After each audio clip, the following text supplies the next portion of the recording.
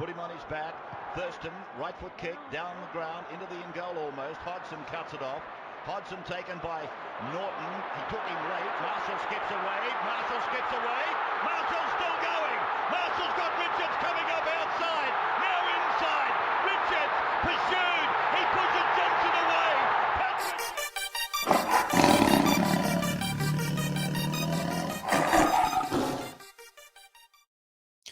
Good evening, everybody. It's Tuesday, the 29th of April, 2025. You're back for another episode of the Tiger Town podcast with your hosts, Zach and Toby. Zach at this end, Toby at that end. Brought to you as always by Best On Ground Digital, bestongrounddigital.com, the digital marketing agency that looks after the little guy. They will not steer you wrong. Bestongrounddigital.com, Best On Ground.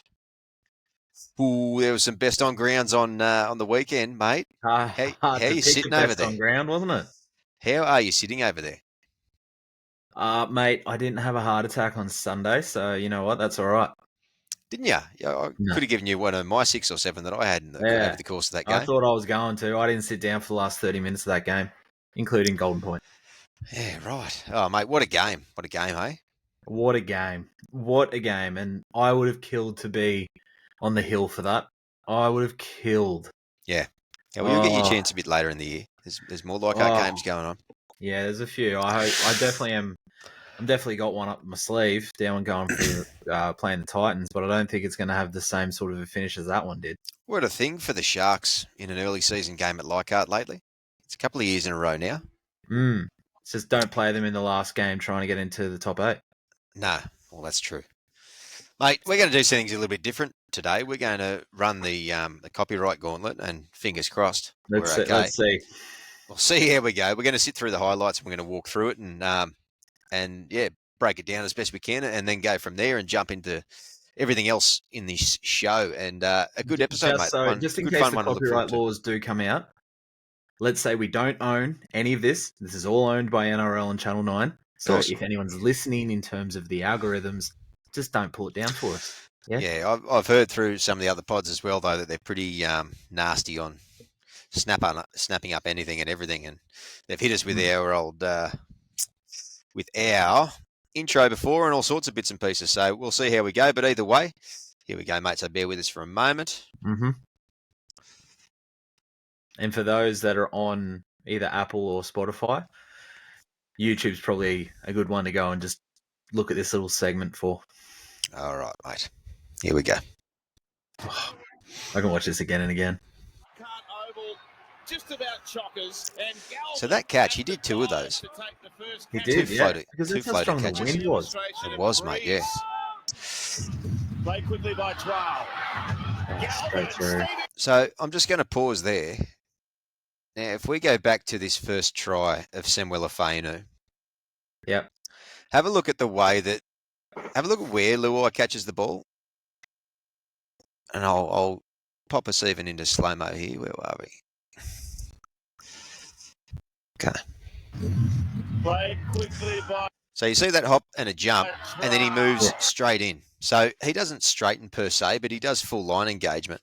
And if I can even, might not be able to do that at the moment, but if we look at Terrell May running the first in-man decoy line there, he's quite on Terrell at that point. So you can tell that he hasn't engaged, he hasn't straightened.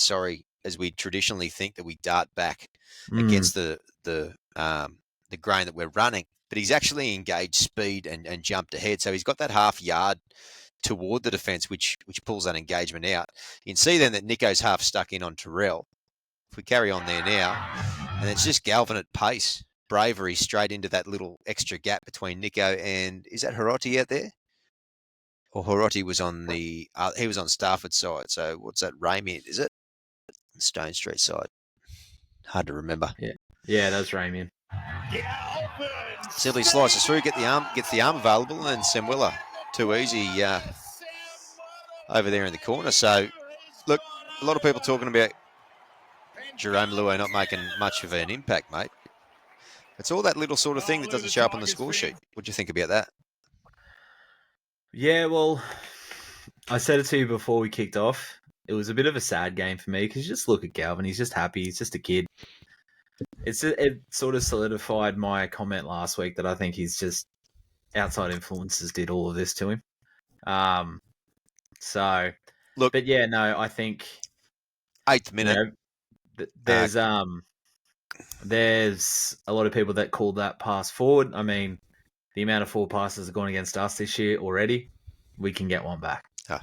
I wouldn't worry about that. Those ones are a line ball. That's a flat pass in my opinion. It moves forward, but it comes out of the hands either flat or slightly backwards. I don't have a problem with that one. There was one from Nico Hines later that led to their second try down the left-hand side that I thought was actually forward out of the hands. It wasn't picked up, but we'll get to that in a minute. In the grandstand here. Yeah, mate, full speed? Yeah, mate, for the minute. Lachie Galvin. Pause. Let's watch that again very briefly. I want you to, not just you, but let's have a look here at the speed and the power at which both halves throw these balls. And what do you reckon they're trying to achieve here? Get out to the outside as quickly as possible. Absolutely. And how noticeable is it on that swing? Absolutely. So is that something you've seen much of us do so far? No. I've seen Galvin do it. I have seen Galvin do it. He always does it with those cutout passes to the wing. But I haven't seen it a lot from Luai. Let's throw it one more time there. Watch it again, folks. Watch the way that both of them plant that right foot and throw their hips into that to try to get a bit more power out of the pass. Bang, bang, both of them. And subsequently, Star gets the ball, and he's got Hiroti in front of him at this point. And he's got a good, 5-6 metres on him. He's got space. And what do you give a good centre that's dangerous with the ball? Give him time. Give him the ball early. Mm-hmm. So he gets that ball on what are you going to say there? We're 5 from the edge. 19-metre line? Yeah. But from the sideline, though, we go back to where that ball was played. It was played on 3-4 metres on the left-hand side of the posts. 1 pass, 2 pass, 3 pass, and they've nearly got it to the sideline. Step, fan, flick, and just one of the informed finishers made into Ruva there, getting across for the second. What'd you make of that try? Oh, Stafford Toa, how strong. How strong. Like, you said it a couple of weeks ago. The one thing we've been calling out from Stafford for 3 years now has been consistency. Mm-hmm. And he's delivering in spades. Yep. Like, Taruva's a great finisher. Great finisher, don't get me wrong. But that was... And, it was great. The ball came out to Stafford in the time it did. Yep. To get him on the outside. But that's all Toa for me. That try is all Toa. Absolutely. And, like, we're starting to see it now. Like, we were talking about his stats a week or two back, and he's putting up big line breaks, big try assists. And Taruva himself, that's his 8th try on the outside. Not to mention line breaks and whatnot. It was just classic. Hold up your man, draw that wing in, get the ball away, and Taruva's classy enough to finish it. So, absolutely. It's a deadly side, that one. It's very easy, I think, to watch that. And I watched that first time through just thinking that, Star got the ball early, and then he was able to make something out of nothing. I think the commentators actually said something out of nothing. Stafford Toa just made something out of nothing. But that entire ruck was highly planned. You could see. And we're talking about how they've positioned each of the halves, how wide they were from where the ball was. You could tell that was the plan. Let's go either a 2 ball out or a 3 ball out. Let's spread 5 metres wider. And this is a star play. So I reckon from the moment that that ball was played, they knew exactly who they were going to and why they were going there, which was Stafford Toa early ball. You watch that, like, obviously we've got the highlights up here, not the game. But you actually watch that set. And you watch that set, they were doing it a lot. They were dragging the defense one side and then dragging the defense back. Whether it was going left, going right, going left, regardless, that's how they were kind of doing it, trying to obviously short the defense on one side. But with that one, they kind of went a little bit to the right, and then they really dug hard into the left side of the post. So it wasn't just that one play. It was 2 or 3 plays before that. They were setting up for that. They knew what was happening. Yeah, very deliberate. And that's something I only picked up on second watch. And so that is something where, but a lot of people have been talking about how our attack looks disjointed, and our attack does look disjointed. But there is some subtlety in certain things like that that sometimes you've got to watch it a couple of times to pick up on that you may not pick up on live. And yeah, like we said, that's I'm pretty appreciative now of the way that they set that play up.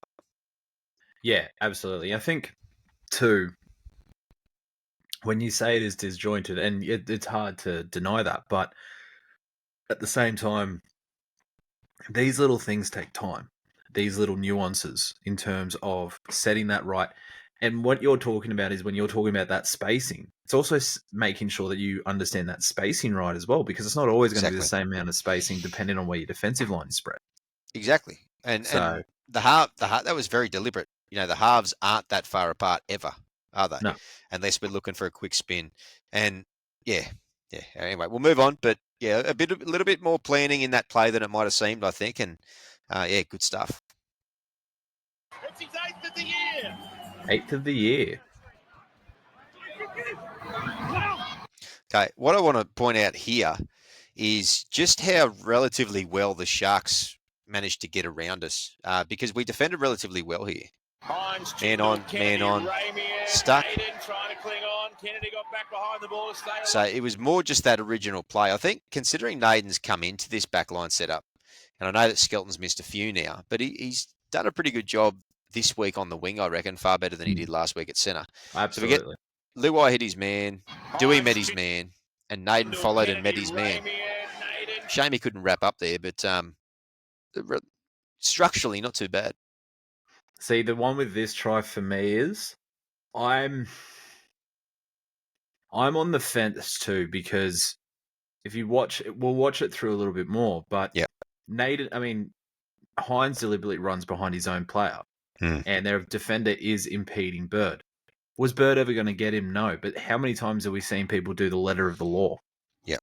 So if you watch it there, watch Nico run behind his own player and Bird just sort of, instead of taking a dive, because I've said this last week, Benji looks like he's really put in a hard stance on no diving, no laying down for a penalty, no nothing. So I dare say Bird didn't dive deliberately at all. So yeah, that's one for me. So you watch here, Nico runs behind. I'm okay with that. I think he actually receives it on the inside. It's touch and go. I'm okay with that. I get what you're saying. But that's what I'm saying is letter of the law. He did. He received it on the inside of the player and then ran around his own player. That's an obstruction. Letter of the law. Again, happy to let it go. But the amount of times that gets picked up as an obstruction, it's kind of like... Yeah, I see it probably more as a 50-50, but I see your point. One-handed offload, Nico Hines. He dumps it away. I want to point that out there. It's hard to be critical. The boys had a cracker of a game, but have a look at Royce Hunt in the pink boots here. What's he watching? He's watching Nico, rightly so, but he's ball watching. He completely misses Mulatalo's outside in line. Watch his feet back there. If you go back a little bit and you watch his feet, he's stuck in cement. He's not on his toes. His heels are on the ground, so he's not moving as freely as he could. And we know that Royce is quick. We know this. Yeah, he's also turned into, and you know, if he stayed front on and covered both and then pushed out, if you see out wide there, we've got a 2 and 2 out wide. So Mulatalo is his man coming back on the outside in line. So yeah, poor effort there, and look, a couple of good efforts in cover here.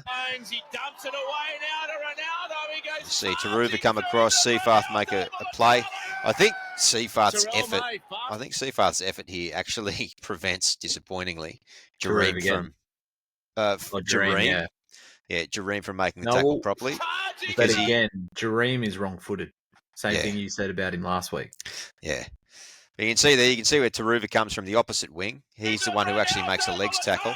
Yeah. But look, fair enough there. Like quality try, good ball movement from the Sharks, and they played some good footy in patches. Will Kennedy was quite dangerous over the course of the match. Will Kennedy's on fire. He's leading the Daily M's. Yeah, man. I mustn't have watched enough Sharks games because I don't know why. Like that, he was good on the weekend. He must be playing the house down like that every week. I've watched a few, not heaps. Like it's just if it's on the telly in terms of Channel 9, I'll watch it. But that was probably one of his worst games of the year, and he was still pretty good. Yeah, there you go. So Good player. He is. The one thing I do want to, now that we're just talking about Dally M's, we've got this pause here. I just want to keep going just because I got the train of thought going. Yes, mate. Yep. Yeah, so Terrell May's second on the ladder. Yeah. Has a prop ever won the Dally M? I don't think so. Not sure. I'd have Wouldn't to that be double check. history making? Yeah, it would be. Yeah. Yeah, it would always be. a half or a fullback. Always. Or a hooker. I just want him to keep doing what he's doing. I think if he keeps doing what he's doing, given the start that he's had in the points department, I think that'll all take care of itself for sure. Yeah. If he stays as consistent as what he is, and players very rarely stay as consistent in purple patches like this, even over the course of a full season. But yeah, fingers crossed. We'll have to wait and see. But he's on fire. We'll get to talking about him in a bit, eh? Yeah. Well, he's a shoo-in Right. for Origin. That's pretty much a given. Hey, fast play the ball. Right. Breakdown and communication. This is more of what we're talking about when it comes to the Luai situation, learning to play with him. Watch as he comes in here, and I know that everybody saw it, but he's got dual runners and he's signalling inside, either wanting one or both so he can bounce onto the outside. Now, if his runners come through there, okay, and duck on Luai's inside, there's every chance that Nico gets held up, which means that he gets at Ramian. You've then got Galvin sitting out the back here, okay, and then whoever is out on that left. Well, I'm assuming you've still got Stafford. No, you've still got Dewey. That's Dewey next Dewey to and yeah, sorry. I'm assuming you've still got Dewey and Naden out there as well. No, Dewey's next to Sam there. That's Dewey there. So we've still got apologies. So we still have Naden. Okay, so if I go back there again very quickly, I'll pause there. Had they come back in earlier when they should have done, Luai skips straight across, gets Ramian involved. It's out to Galvin. It's a simple 2-on-1. Unfortunately, do you get what I'm saying there? Absolutely. Yeah.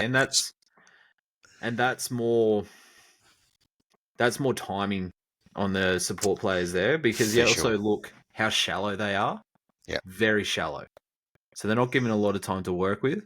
Yeah. They should have been not a fair bit deeper, but definitely deeper, and the angle should have been coming back in. If not even possibly one of them, because he could drop Sam under. If Sam pulls that trigger early, he can drop Sam under, and he's got Britton Nakora there to take care of. Or if Britton Nakora goes at Luai, he's got then Sam as a chance to get through with, I think it's Talakai coming across on the inside. If Luai holds, Sam ducks inside and he goes short to Dewey. Dewey's then got he gives Hines and Ramian a decision and goes straight, and then he can go out the back as well. So I'm going to actually backtrack and go, that's Sam there, not both. Sam drops under, they get a triple option then. Lo and behold, though, we play through and we get lucky in some ways. Coruscant looking with Luai. He got a real whack from Nikora. Contact, moderate. So Sinbin, that one, fair enough. Soft. I'll take it. I think he gets him. I think he gets him fairly well. But he also ducks into it. Yeah, but look at him there. I mean, he's launched at him. He gets he's 90 degrees squatting right now. That doesn't matter, though. That's a fair duck. That doesn't matter, though. If he doesn't duck, he gets him on the chest. Yeah, but that doesn't matter. It does matter. No, it doesn't matter. Oh, I know it doesn't matter to the letter of the law. He's still got him in the head. Yeah, because there's the onus is on the defender in that situation to control their entry to the tackle better than that. Like if somebody he's only minorly down there. Like his feet are off the ground. Have a look at Nikara's feet though. Like his feet are off the ground, so he's launched at him. That's careless by default. Whereas Pole's was different because he hasn't launched with force. I mean, evidently. What did Nikora get? Did he get a fine for that? Yeah, I think so. Yeah, look, I think that's cut and dry, Sinbin, in this day and age. Whereas Fanua is probably a penalty in this day and age as a sidetrack. See, I think they're both penalties. I'll take it. Don't get me wrong. I'll take it, and I'll take anything we can. But if this was us that got Sinbin for this, I'd be absolutely ropeable. Have a look at that image, though. Like, Nikora has launched both feet off the and I ground get that. And I get shoulder that. first. It's not as if Luai's waist height. Like, he's shoulder height. No, but if you have a look at, again, no, I'm disagreeing with you. If you have a look at Luai, he's essentially squatting at 90 degrees. That's taking yourself at least 2 foot down. Mate, And he does it at the very last second. Mate. If you watch it from the front and he does it at the very last second, he's controlled himself right up until that point. Toby, what? I know geometry is not your strong suit. Mate, he'd be lucky to be squatting 45 degrees there. Maybe I'll give you 50. 90? No wonder you got fouled out in all those powerlifting competitions. Fair dinkum. Like you, you're only 3.5 foot tall. Anyway, agree to disagree. I'm definitely disagreeing with you on that one. That's all right. I'm correct. All right, moving on. So the downside of this, obviously, though, is independent doctor ruled out our halfback for 15 minutes. They lose a player, yes, but they lose a second rower. We lose our gun halfback for an extended period of time. Is there no better solution than that at the moment? Well, no. I mean, if somebody is getting sin binned for high tackle, straight away that should be, and take out the fact that we're diehard Tiger supporters. If somebody is sin binned for a high tackle, and let's be honest, he was a little bit shaky when he stood up. Yes, he needs to go off for 15. Not arguing that. I'm saying that in terms of the outcome. So we effectively, because as a result of the foul play, we have an extra man for that period of time, but we lose the player, and depending on who the player is, makes a big difference, right? So we lose Jerome Luai for 15 minutes. So we're at a tremendous disadvantage whilst we're at an advantage for 10 minutes. And so overall, it's like, is it a net positive or almost a net negative? It's probably just a net positive, but not by much. Well, not by much. I mean, yes, we did lose our halfback, our linchpin to that spine, but he takes a line on. You run the risk. Well, okay, fair enough. It's the same. Do you go for the Sharks or something? No, I'm just going back to the same thing you've always said is, he doesn't need to go at the line the way he does. He doesn't need to kick the ball on the fifth tackle. That's his choice. You live with your choice. Yeah, but your choice isn't walking into fair play. Your choice is walking into a legal fair whack. There's a difference there. Yeah. But no, I'm not saying that. I'm just saying you're asking what's the solution here, and I'm just saying. Yeah. Well, I don't know. It's hard to say because then you go down the rules of all those little technicalities and stuff. And if the person that you hit has to go off for a HIA, because remember, it's not any hit that is a HIA assessment. It's they have to have shown signs of concussion. So that's some sort of if the independent doctor comes into it, yeah, and the testing on field from the team doctor as well. So they run through that as well. So if there's no signs, it doesn't matter. But if somebody hits somebody in the head and they have to go for an independent, do they get? I don't know. Yeah, you're right. There's probably no easy solution. There really isn't. There really isn't. It's just honest bad luck that it was Luai that got hit. I know it was like we'll go back and say that the foul play was the problem with that is though, if teams wanted to be dirty enough, they could. Oh, they used to Bulldogs? do it. No, I know, but Bulldogs didn't seem as though that they were targeting players. But did you watch the Broncos game on the weekend? But they didn't seem as though they were targeting players. The point I'm trying to make is, like they used to do back in the day, they just target a player and go out and try to hurt him. Now, you could deliberately go and do that. You'd run the risk of getting sent off, like it was a grand final or something. But if you could take Jerome Hughes out of the grand final by getting him, I know.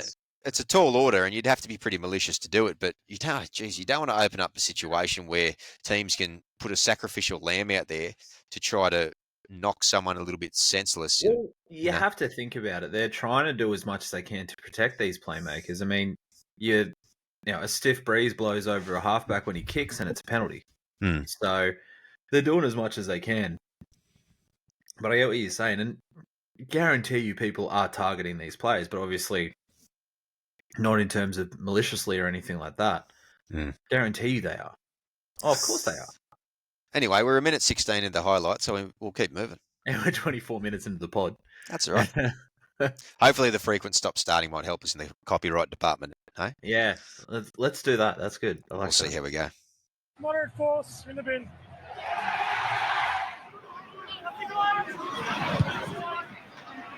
Well, Galvin. It lands in no man's land. Anyone interested? The Tigers have picked it up. The Silver That was just never giving up. There was no set play there. That was just never giving up. Yeah, pure luck there. Interesting thing as we go back. It was pointed out, and I won't take credit for this. Somebody beat me to the punch. As the ball is played, watch Talon's movement from dummy half. Gets behind Lachie. Yeah. Gets behind Lachie. Yep. That's a smart footballer. Very smart footballer. Goes through, is there, is able to make a play on it, doesn't panic, just taps it through, and gets the fortuitous bounce. So well done. And what a place to pause it right there. Oh, right there. Saluting the serviceman. Just the value of competing, mate. Competing on high kicks. We've seen Dream do it quite a lot this year to mixed success. We haven't plucked a lot of tries out of it, but we've certainly upset the apple cart and the fullbacks from the opposite end of the spectrum. Absolutely. Yeah, and the best thing is, you pause that screen, Talon doing a great salute, and then if you look in the top right, a very disgruntled Sharks fan in the crowd. Yeah, he's stoked this bloke over here. He's not happy. All right, mate. Let's keep moving. Catching the ball. Come off his legs. And Talon de Silva's been out there for a minute and got himself on the try scorer's sheet. Riley. Forward. That's me forward pass. So let's go back here again now. Okay, so press play here. Let's see these out of the hands. See if we can slow it down a little bit. Slow down a little bit more than you did before. Yeah. So it's just occurred to me that if, as we're playing this back through, if we're not receiving sound through, this is going to be a bit of an awkward start to the podcast. So if that's what's happened, deep apologies, folks, but fingers crossed that's the case. At least YouTube watch, you'll be able to see what we're talking about. Nevertheless, but fingers crossed it should be fine. When we ran our test, mate, we were fine. So, all right, let's see how we go here. So 36-metre line.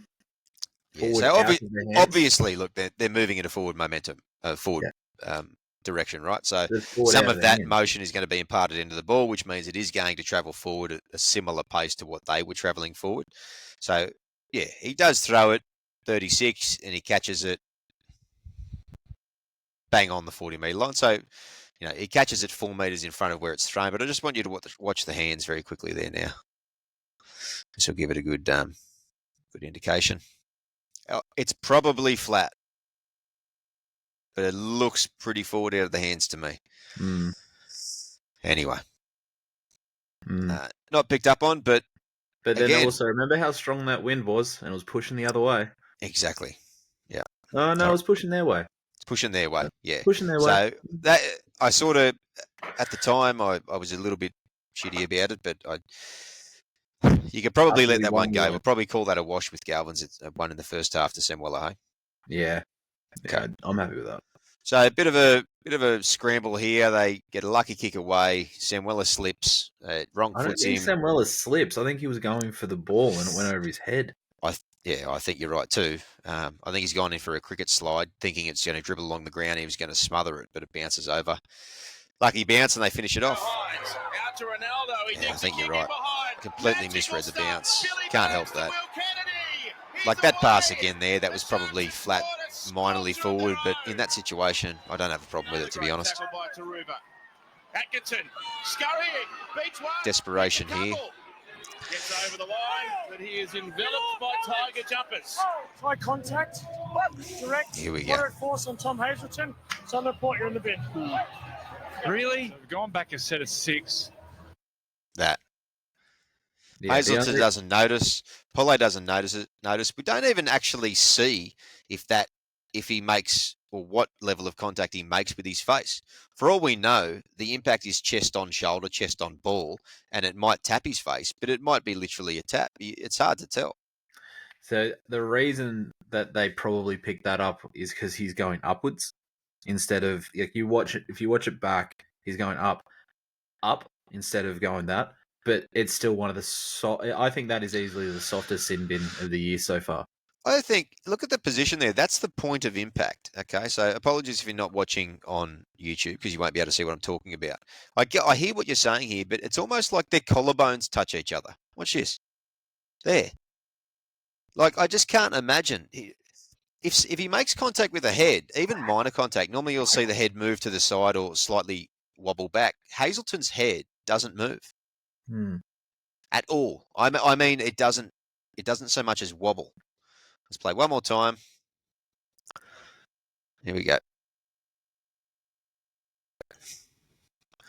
So coming in now. Did you turn the sound off? I did turn the sound off, yeah. Okay. Okay, it's just because I had it replaying at slow-mo. All right. So obviously with Polay in the bin, we're down to 12 men. Pretty straightforward here. Play to Brayley. You see basically Galvin just sit in low. So it looks worse, I think, because Star shoots out. But yeah, just a poor read on Burns running inside line and just misses his assignment. Yeah, there. at the same time, you also watch that and you have a look at the numbers. Lockie's had to keep one eye on the inside runner, one eye on the fullback because of the swing there. Yep. And the numbers are going to do that to you, won't they? They played that well. That's the best you can say is that they played that well. The Sharks? Yeah. Yeah, exactly. And like it's hard to begrudge their tries. I remember thinking it when I was watching the game live was that their tries were good tries with a bit of skill and a little bit of luck here and there or whatnot, but they capitalised relatively well in that department. Like he was saying, Lockie's eyes, he's ball watching a little bit there. He's lost sight of Burns.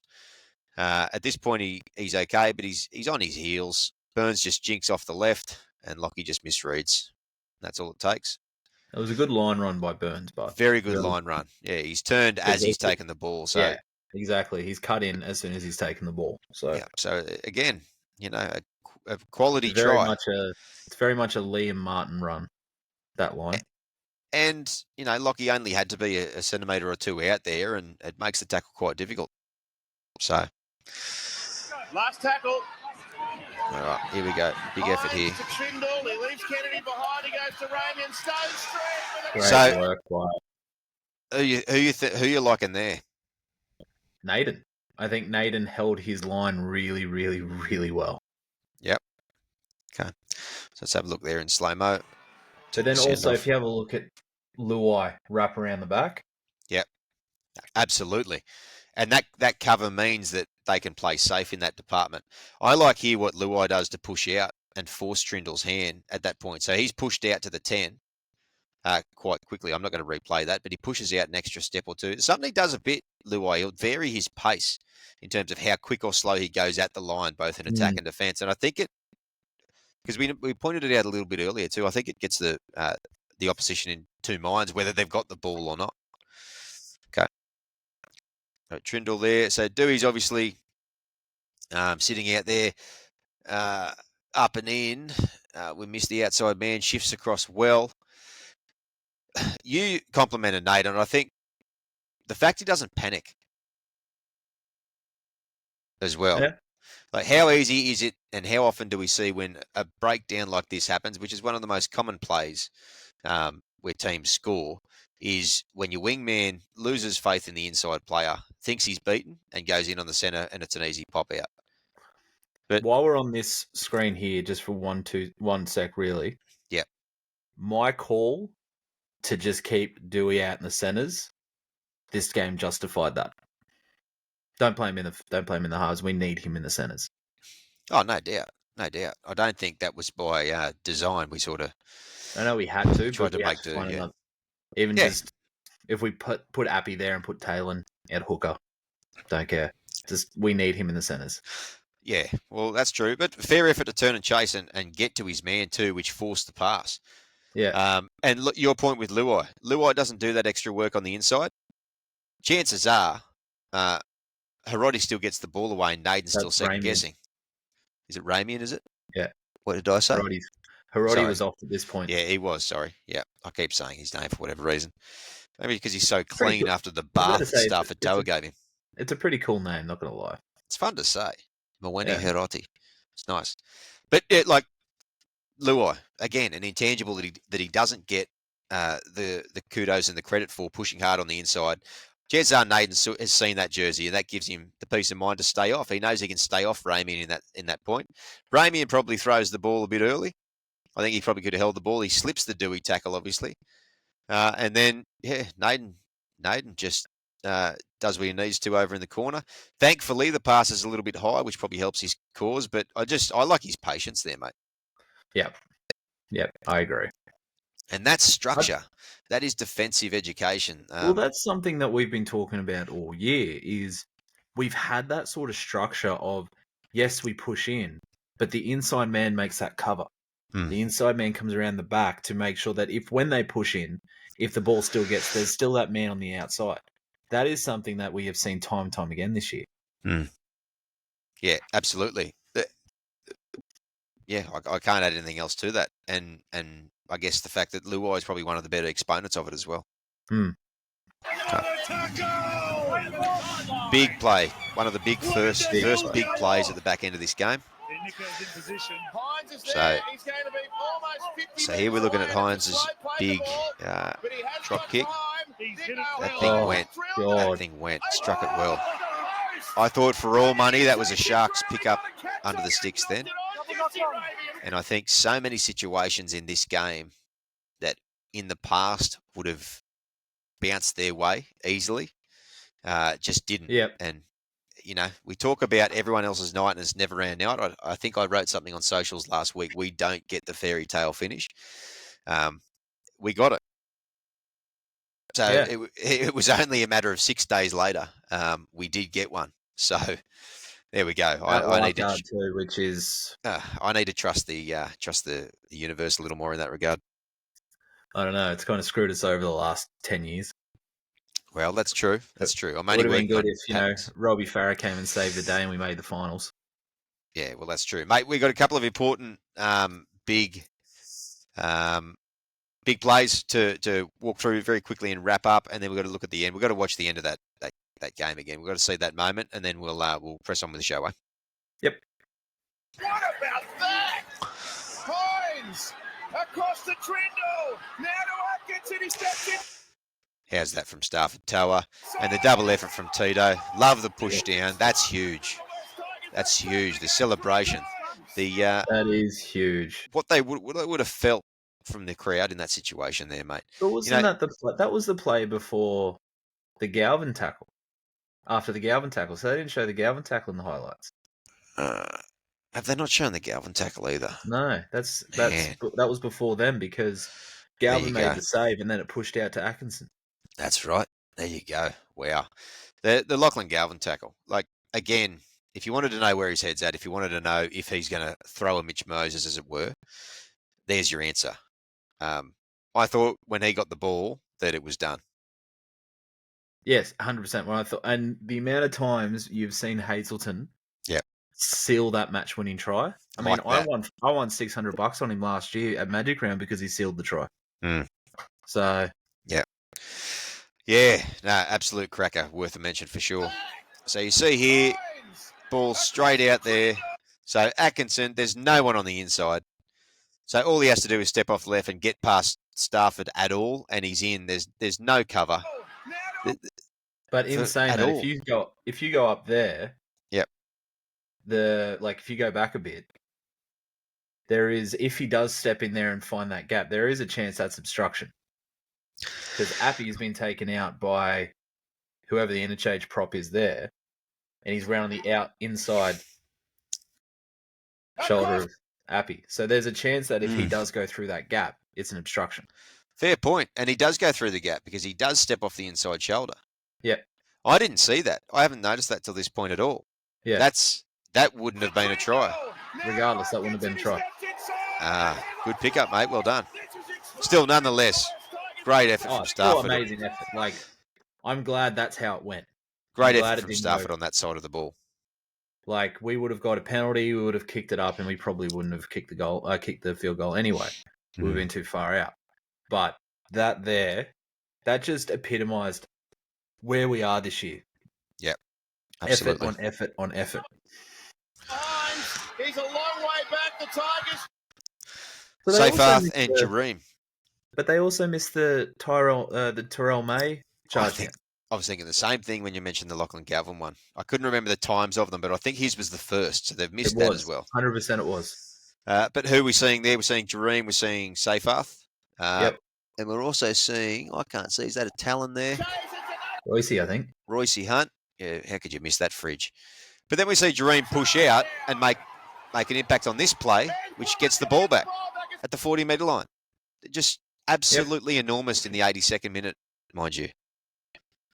And that's like how much more can you say about him? Yeah. Like it was such a team effort. Huge. All right, we got to push forward because we're at 40 minutes right now with this squad. We've got to keep going. Hey, we have turned 3 minutes 32 into 40 minutes. We're flying. Tell us we don't love the Tigers. Right, confused. Yeah. Poor decision. Yeah. By the time Dewey gets the ball, he's got players within 10 metres of him. I'm relatively certain that by the time Luai gets the ball, he's probably got 15 metres in one player. He's a left footer. He's right in front of the sticks. If anything, he's probably slightly to the right of the centre. Drop it and kick it. So obviously that was a preemptive play, but they read it pretty well, the Sharks. Yeah. That's silly too. I mean, Luai is 23 metres out, plumb in front on his good side. And Fanua Blake right there is legitimately 15 metres from him. 15 metres and Luai's got the ball in his hands. So I think if he had that time again, he probably would have. Or just for those that are on YouTube as well, like you'll be able to see. For those that are not, have a look at Lachie Galvin trying to sell that he's going to get the ball. Give it to me. Yeah, very plain. But look, the drop goal setup or trick play worked when Appy scored in the match winner earlier in the year. So against the Dolphins. Exactly. So they're obviously they like the idea of a trick play or a set play at a field goal. It just didn't come off this time. Yep. Back to Luai. He's going to go out to Dewey.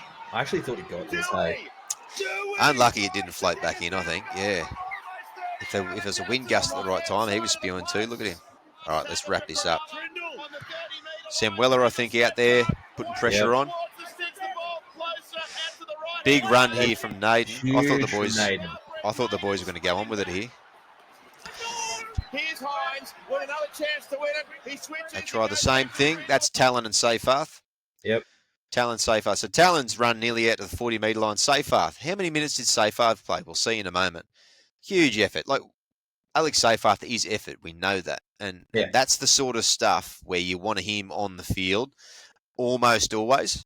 Because he could also give a penalty away. He probably would have done a Hazelton. He could do a Hazelton, but fortunately for us, he didn't. He has done a Hazelton. He did it against the Warriors. He did. So, and then we've got to mention Sione Fainu and his couple of efforts at the back end of the game. In that last set, he's let go of that well. He's pulled it off. And they didn't have a challenge left.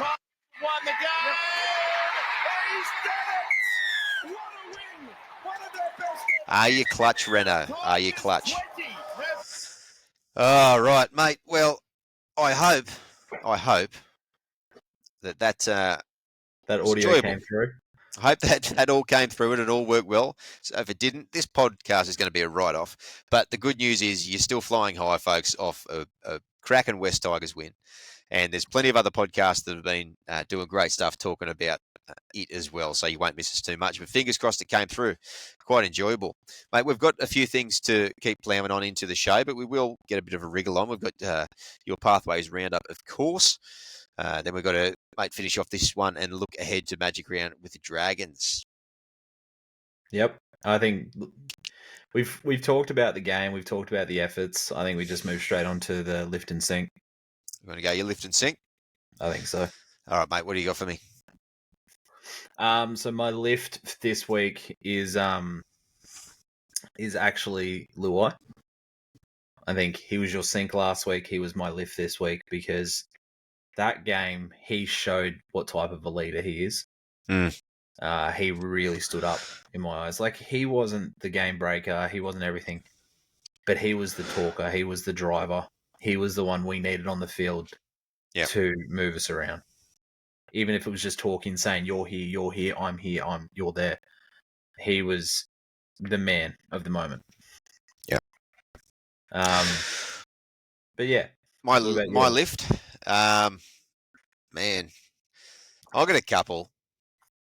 I'm going to do a runner-up first, and then I'll do my main one, and it's a good one. My runner-up is Tito. Yep. Because he had a bit of a, what would you say? A little bit of a wake-up call, I think, last week. I think there's the odd little slip-up with his post getting out. I think by the club's own admission that a few players stepped over the line against Parramatta and they let the emotion get the better of them, possibly cost us a game. I thought he was absolutely spectacular yesterday in everything he did. And most of the players were, but I think the way that he bounced back from the lessons that he got just makes me so excited because you can't hold him back. He's my runner-up. I'm going to give my lift, and man, this is hard to say. Lachie Galvin. To have all that stuff happen, to have all the innuendo around it, to walk back into a team where people who have won nearly 10 premierships between them and are senior players and captains of your club have expressed they don't want you in the team. And to be able to then collectively as a kid put bygones aside and get on with the job that they needed to do, and to come up with so many clutch plays that were just pure guts and effort plays. I'm not talking about pulling off some whiz-bang cutout pass for the win. I'm talking about that Hazelton tackle where he had to put his body on the line, his skinny little weedy 19-year-old body in front of that behemoth of a bloke to possibly keep us in the game against all odds, and he's gone ahead and done it. That tackle impressed me, and say we've said a lot, everyone's said a lot. For the time being, if he keeps doing that, then I think the fan base are going to cut him a lot of slack moving forward, and we don't know what it looks like. Did. But yeah. As soon as he set up that Sam try, everyone's like, yeah, he's all right. Yeah. Yeah, and I think the fan base have realised that over the last week too, and that the club's bigger than one person, and they took their offence and they can move on. So let's try to keep winning. Your sink, mate. Have you got a sink? I do, actually, and it hurts me to say it, but it's Appy. Okay. I think Appy's service out of dummy half has been subpar this year. Yeah. I think he has thrown some absolute shockers. His craftiness out of dummy half can never be understated. Like, he made a couple of breaks that really helped us. But his service to his halves this year has not been his standard. And there's been quite a few games where I've thought that. Do you think it's under fatigue? I don't understand how it is. He's not playing as many minutes as he did last year. He still played 86 minutes. Oh, because, he stayed on with... No, but this was at the start of the game. I noticed it. Yeah, and I'm not arguing with you. I'm just asking the question if it is under fatigue, because I was leading that into thinking, as the talk about talent and stuff at the moment and what's going to happen, and fingers crossed he extends. He's a Western Suburbs Magpie junior through and through. So fingers crossed that the whole bad feeling about the Galvin thing gets put aside. We extend him because he is the future of the club at hooker along with Haywood. But the point I'm trying to make is, are we getting to a point where a bit sooner than maybe we thought, that split between Talon and Appy starts to shift? Is it possible that maybe even by the end of the year we see a switch in who starts? I don't think this year, but I think certainly next year Talon has to be starting. I think it's possible, yeah. And I think it's weird to say because Talon's running game and his dynamicism, I'm going to mess that up, around the ruck mid-game is electric, but if Appy's not keeping up with workload and you want to look after him, preserve him a bit, and Talon's wanting more minutes, do you pull Talon in earlier? Not now, but earlier, and maybe then you can reduce. Well, surely that's a conversation that's been had behind closed doors. I mean, surely it happens at some point. My point I'm asking you, I guess, is that do we think that might happen be considered sooner rather than later? Yeah. And again, not now, but yeah, I think it's inevitable. And it wouldn't surprise me if it is sooner rather than later. Because don't forget, Appy. It happened to Appy at the Panthers too, where Mitch Kenny started, and Appy was coming off the bench. Yeah. So it's the grand final. Yeah, and there's talks. We're having conversations with Appy about extending another year or two. Yeah. And then because we know what we get with Talon at the moment, we can see that he's maturing. He still has some growing to do as well. There's no two ways about that. Still has some growing to do, and there still has it wouldn't I think that it's going to be quite possible that we'll see both of them re-sign in the near future, because they've got to have these conversations. They've got to be having these conversations behind closed doors about what they're going to do with Talon moving forward. Yeah, I agree. I'm not going to sink anyone. That's it. Okay. That win was too good, and the team was collectively. Now you make me look like a dickhead. You are, mate. You make yourself look like a dickhead. What I didn't say a dickhead anything. you are. Mate, I just gave you the microphone, and you did it to yourself.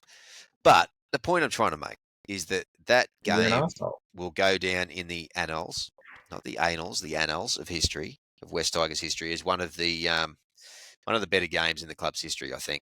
And absolutely, I think so. And I'm not going to look hard enough to try to find something. I think the point you made is bang on. I think Appy is not having a cracking year. He's doing some awesome things, no doubt. And that Dolphins game carried us in a way. But, I'm just going to leave with that. So I'm going to move on from lift and sink. Yeah, okay. Fair. Mate, do you think, is it possible, is it time? Yeah, it's time. And I'll make it quick for our listeners, because we are getting very long in the tooth. Long teeth. But you got to be on a night like after tonight. This victory. Got to be. It must be time for Toby's weekly Pathways Roundup.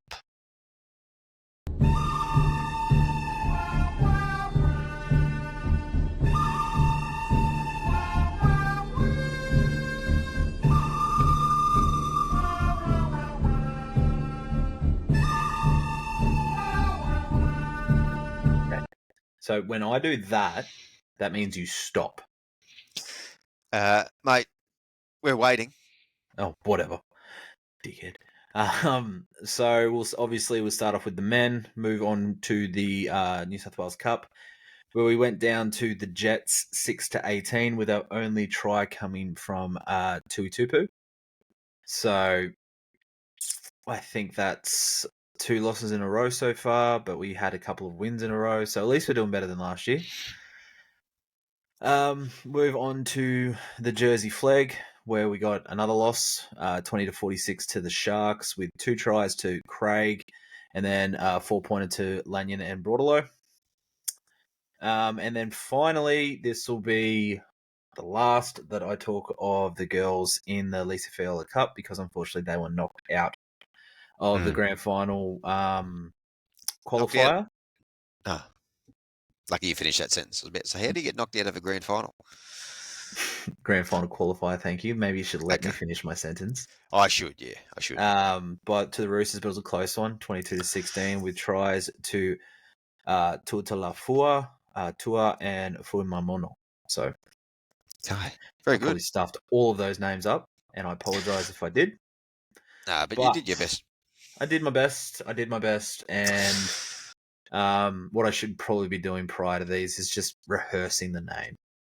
Possibly, but you're doing your best, mate. You put in a lot more effort than a lot of commentators out there, I reckon. Oh, thanks, mate. My pleasure. Mate, look, we're going to move on from this Sharks game, but if you haven't watched it already, again, folks, get comfortable, get your favourite drink, whether it's a hot cocoa, if you like a whiskey neat, if you're a seltzer person, if you don't mind a vino, mate, put on your best socks, put on your nicest Ugg boots if it's a bit chilly where you are, something comfy, get yourself a bite to eat, and just watch it again. You will not regret it. When it gets to the point where Adam Dewey's lining up the kick, if you start playing My Heart Will Go On by Celine Dion, I think by the time it sails through the posts, there's just going to be joy emanating through your living room. So if you haven't already done that, folks, get in and do it exactly like that. I'm thinking I'll try that to see where your timing is. You won't be disappointed. I completely made that up, so don't come back to me. Before we move on, I have to mention a couple of names. Before we move on, I have to mention a couple of names. Terrell May. What the fuck are we watching? What are we watching? This bloke is insane. It's ridiculous. I'm really, really hoping he never gets tested because he has to be on something. 9 offloads, 84 minutes, 228 metres, 41 tackles, 42 tackles, 0 missed. His output is that of 2 props. It's 2 props running over 100 metres. And do you want to? And in the press conference, Benji said he actually asked Benji, "Why'd you pull me off? Did I do something wrong?" He's like, "No, we thought you could do it with the rest." Yeah, that's his mindset. People talk about burnout with Terrell May. It's output. They've got that many metrics on fatigue and output that they would notice before Terrell notices that he's feeling fatigued or his fatigue management in the days following is not up to snuff. He's doing this because he can do this. Like genetically, he can do it. So, look. He's a freak of nature. He is, and we're very lucky to have him. To be at the, 78th minute, to be sprinting from marker to charge down Nico Hines' field goal is phenomenal. Unbelievable. I just pray that we can sign him long term, give him a bit of an upgrade at some point, and just make him a Tiger for life. Make him absolutely. I think we've got to be talking to him now about we're here for another 3 years, but how would you feel about extending for 10? Did we sign him for 3 or 4 years? 3, I think, did we? 3, I think it was. This is the first of 3. Yeah. Yeah. Yeah. Nah, sensational. $800,000 a year. That's fine. Well, they go off too soon, but incredible. Well, shit. If Dane Haas was asking for $1 million. Yeah, true. Putting up similar numbers. Fanua Blake ran for 228 on the weekend too, which is incredible itself. So barely got a mention over Terrell's stats. Mate, Jerome Buller competes on every play, looks unreal at the back. Defense has dropped off a little bit in those little situations, but man, you got to be pretty rough to mention that. I want to mention Royce Hunt. In 28 minutes, he ran for over 120 metres, nearly 130 metres in less than half an hour.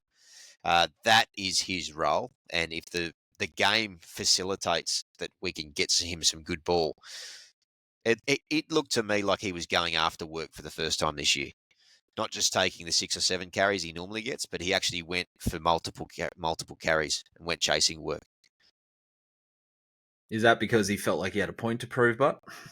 Could well be. You'd say it would be because it was the Sharks, but man, I hope that Benji had said, look, we want an extra 50% out of you. We want an extra 3 or 4 runs per stint, and he's done it. So that's got to be the blueprint. Absolutely.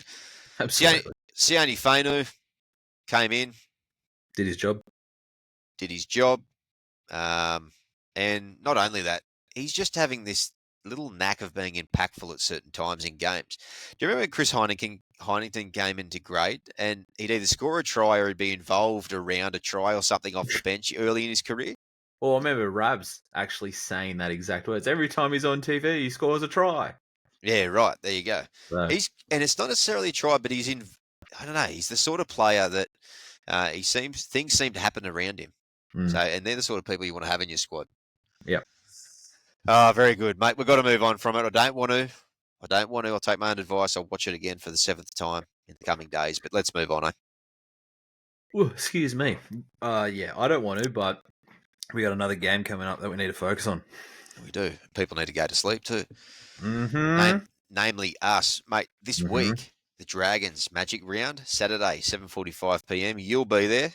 I'll be there with my dad, who's a Dragons fan.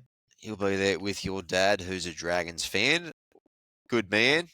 horrible tasted football sides, we line up as follows. Dream Buller at fullback. We're exactly the same. Taruva, Dewey, Toa, Naden, Galvin, Luai, Terrell May, Coruscant, Pole. Fainu of the Sam Weller variety, Seyfarth, Alex Twal rounds out the 13. Talon, Royce, Jack, and Sione Fainu. Suka, Mason, Lelali'i, Fa'atape, and Tristan Hope are the extended reserves, and one Benjamin Quentin Marshall is the coach. Against the Drags, mate, what are you thinking about this game? Quietly confident. I think the Dragons they're a tough team. They're a big team in terms of that. Obviously, Clem playing the Tigers for the first time since leaving. But unfortunately, they don't have the creativity that they need. Gutho's doing everything he can.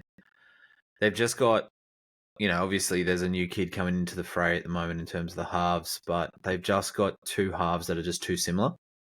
So, yeah, big raps on liking King Togia or Togia. Yeah. I think at one stage Parramatta were looking at having him, but I don't know if that's now fallen through with the Galvin situation popping up. It's definitely fallen through. There you go. That's probably a good thing for St George because they've got him and another young fella as well, who I think they're pretty excited about. But yeah, I agree. It's hard to know where it goes off the back of that. You've got a rookie half in that could come in and play the house down, which, weird situations like that we're no stranger to as West Tigers in the opposition. But you don't know. No, you don't. And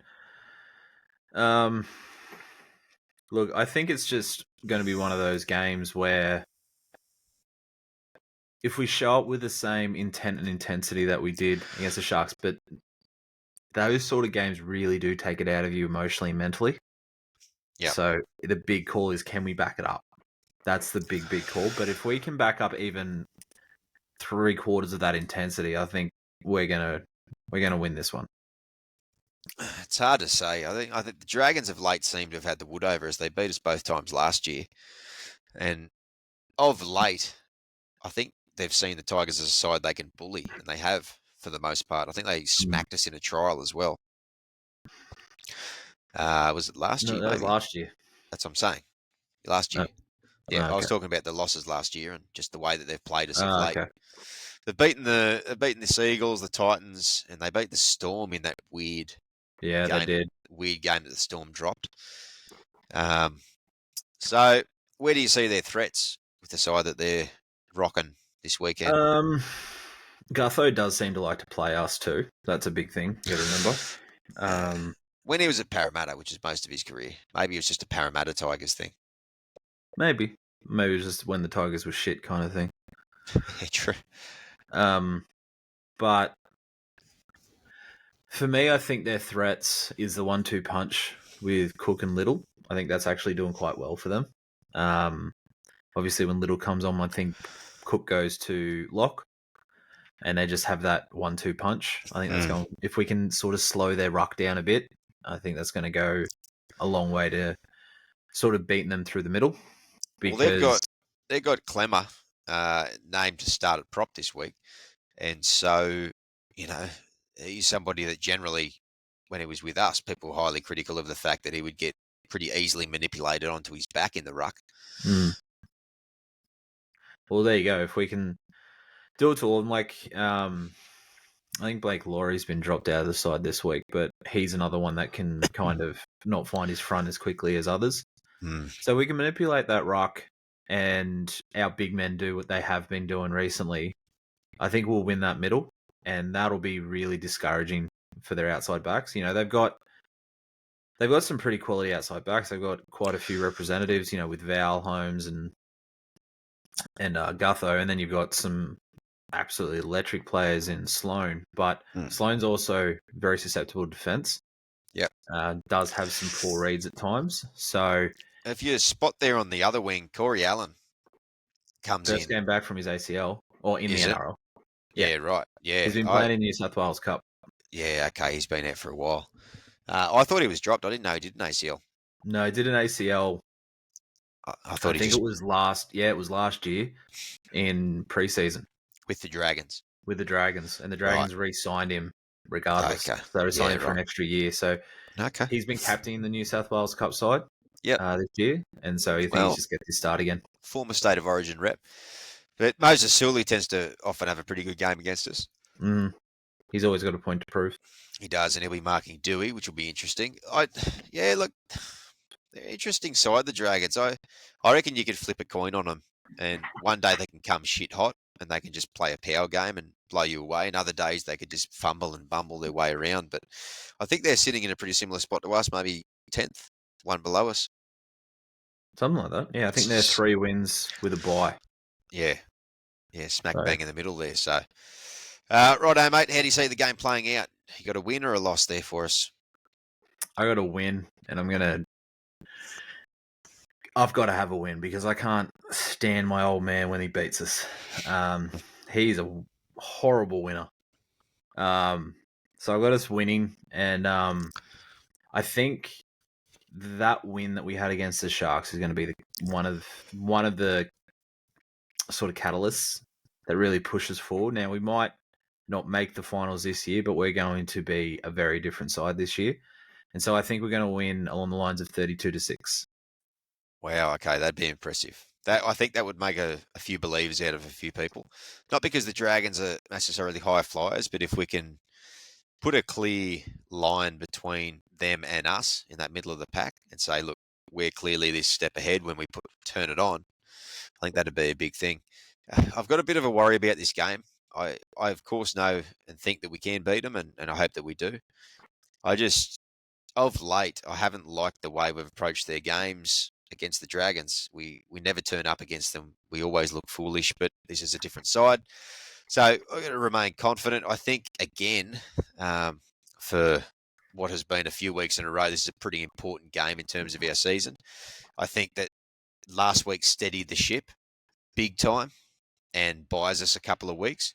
And I think if we win this and we win it well, that doesn't mean a flogging, but win it convincingly, I think people will start talking about us again as a genuine top 8 chance, and we'll be firmly entrenched in there. I think if we slip this one, I think we're back in a dogfight around 10 to 12, and the confidence that we get off the back of the Sharks win will be pretty hit pretty quickly, because the side is relatively close to full strength. And they're playing games together now. There's the odd man out with Naden coming in and a few little bits and pieces, but this side, we can't field much better, and so we should be able to start to sort of show up week on week. So that's the long and short of it in terms of the way I see it. Are we winning or losing? Are we winning? I'm going to say yes, because I've got to remain optimistic. I'm going to give us a 32-22 win. We got bold the prediction. 32 together. What's that? We got the 32 together. That might be a good sign. Bold prediction. Bold prediction.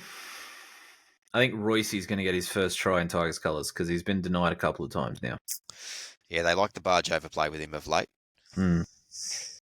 I think we're going to see Jerome start to actually tally up the try assists. I reckon he's going to have 2 or 3 try assists, and possibly a try of his own on the weekend, and he's finally going to start getting a couple of numbers himself. Because he hasn't scored a try yet this year, has he? Hasn't scored a try, and I don't know how many try assists he's got. Let me have a brief look. I think he's got like 4 or 5. That many? I think so. it's surprisingly lower. Let's have a look. I know he definitely had 2 in that game against the Eels. Well, that's going to help, isn't it? He's got 3 try assists all year, 0 line break assists, and 0 tries. So that's just pure stats. We've spoken about how that doesn't tell half the story. We've spoken about how we're stoked on what Jerome's bringing. But yeah, just interesting. So I reckon he's going to get a few more. Fingers crossed. Exactly. Fingers crossed. I think, yeah, like I said, I was very impressed with Luai on the weekend. And when I say that game was a catalyst for us, I think it might have been a catalyst for him too. Fingers crossed. Yeah. All right, mate. Anything you want to say on that before we jump into the PSAs and sail off into the sunset? No, we have definitely outstayed our welcome with this one, so I think we wrap it up. Absolutely. All right. All West Tigers media is good media in our eyes. West Tigers podcast, West Tigers Life podcast, West Tigers Faithful podcast. Go and support them. They do good work. The Ambush on Facebook, westtigers.com, westtigersforum.com, I should say. All good stuff there online. Go and follow them. Thanks to our sponsor Best on Ground Digital, bestongrounddigital.com. They will not steer you wrong. The digital marketing agency that looks after the little guy. They support us and they do a lovely job at doing so. Thanks to them once again. Mate, feeling good. I'm considering getting comfy with me socks and me champers or whatever nonsense I babbled on earlier and going again. I think I might, but I'm looking forward to Saturday. You're going to be there loud and proud? I'm going to be there with, 3 other Tiger supporters and a Dragon supporter. So I reckon you got him covered. Hope so. Good. All right, mate. Nothing more to say other than how good was that on the weekend, and go the mighty West Tigers. Up the Tigers.